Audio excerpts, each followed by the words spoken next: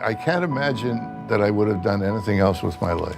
I can't think of another occupation. Our first guest has been the play-by-play announcer for the Buffalo Sabres since the 71-72 season. He's the longest tenured announcer with one team in NHL history, and he's in the Hockey Hall of Fame, has been awarded the Foster Hewitt Award, among many, many other honors. RJ, Rick Jeanneret is here. Rick, your final season this year, 52 years with the Sabres. How does it feel knowing that this is the last run? I would prefer it if it was a playoff team. That doesn't happen in Buffalo in 11 years, and it's not going to happen this year either.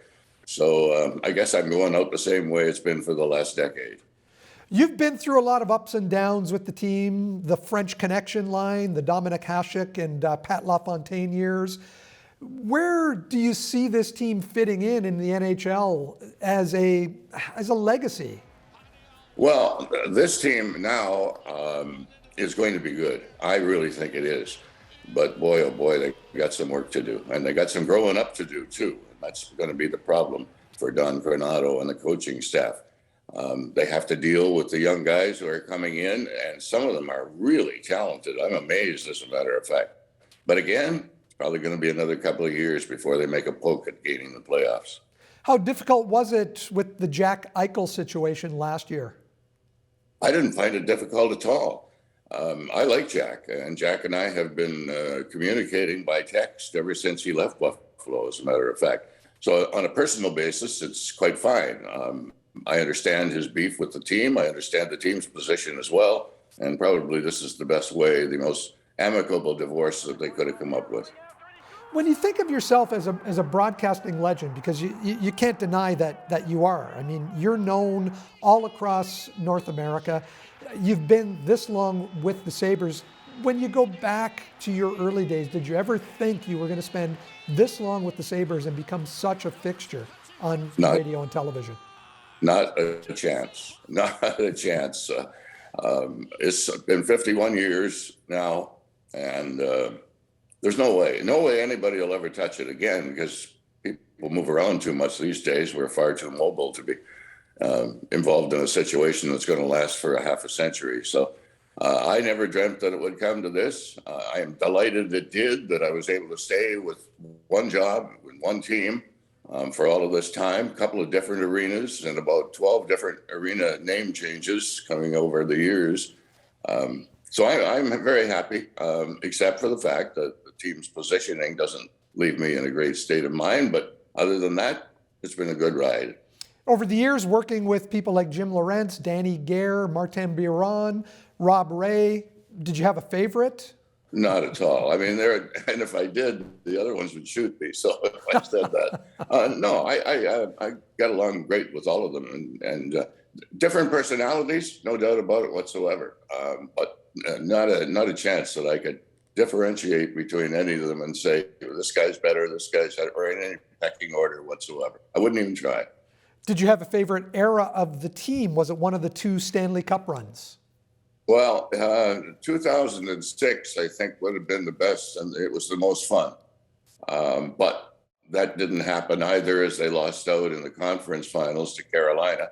And that was an interesting situation, because I never go to the dressing room, very, very seldom over the years.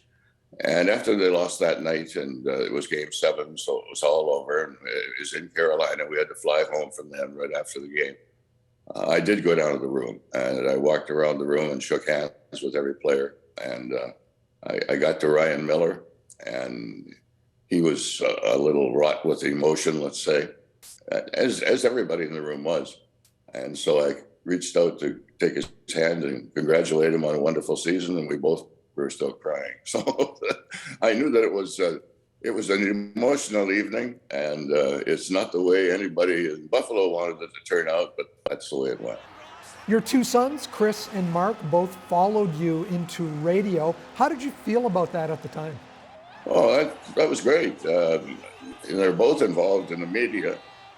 My youngest son is Mark, and he's in Erie, PA, at the head of the Erie Sports Commission, which is in charge of bringing events into the city. And my oldest son is Chris, and he's teaching at Niagara College, where he's been for several years. So he's teaching radio and TV. And when you look at the future of the Buffalo Sabres broadcast booth, you have Dan Dunleavy coming in. He was a classmate of Chris's at Niagara College, very close to Chris during those 3 years. Yes, very definitely. They know each other very, very well, and they are in contact with each other and on a regular basis. So Dunleavy comes in, and he's going to do a fine job. I know people keep bothering him and saying you can't fill the shoes of Jeanneret, but he's got his own shoes, and they're made for walking. He'll do a good job. Through all the years that you've been crossing the border, did you ever think of, packing up and moving to Western New York to make that transition across the border easier? No. It's so simple, really, for me to go back and forth to work. It takes me a half an hour, basically, from my door to the door of the broadcast department inside the arena, Key Bank Center. Now, the fellows the players and coaches who live in East Amherst, for instance, a suburb of Buffalo, takes them at least a half an hour to get to the building. And I live in a different country, so it's fine. It's a commute, that's all. Did you reflect on those couple of years that you did television broadcasts? Did you wish that you could have done a few more? No, I know I did radio for so many years, and then Doug Moss came in as the president of the team. And he immediately came to me and said, I'd like to move you over to TV. And I resisted because I was being very well paid as a radio broadcaster. In fact, I was exceptionally well paid. And I was my own boss, and I didn't have any worries, and nobody was bothering me, and I was very comfortable in my position. And then Moss came back to me again. He sweetened the pot a little bit more, and he said, we don't want you to change one iota. We want you to do the same thing that you're doing on radio, on TV. And that sold me on it right there. So I did agree to switch over. You've always done things your way. You've always been a unique broadcaster. There's nobody like you. Well, I don't know about that. I've been blessed with the fact that nobody's bothered me. And that's incredible. Nobody tells me what to do, what to say, or anything else. And I'm going through all of the different eras of this Sabres hockey club, right from the get-go. And so that makes it very much easy to travel. I'm on the high road at all times. It's good. Rick, thank you so much for giving us some of your time today. I know you're a busy guy, and congratulations on your retirement.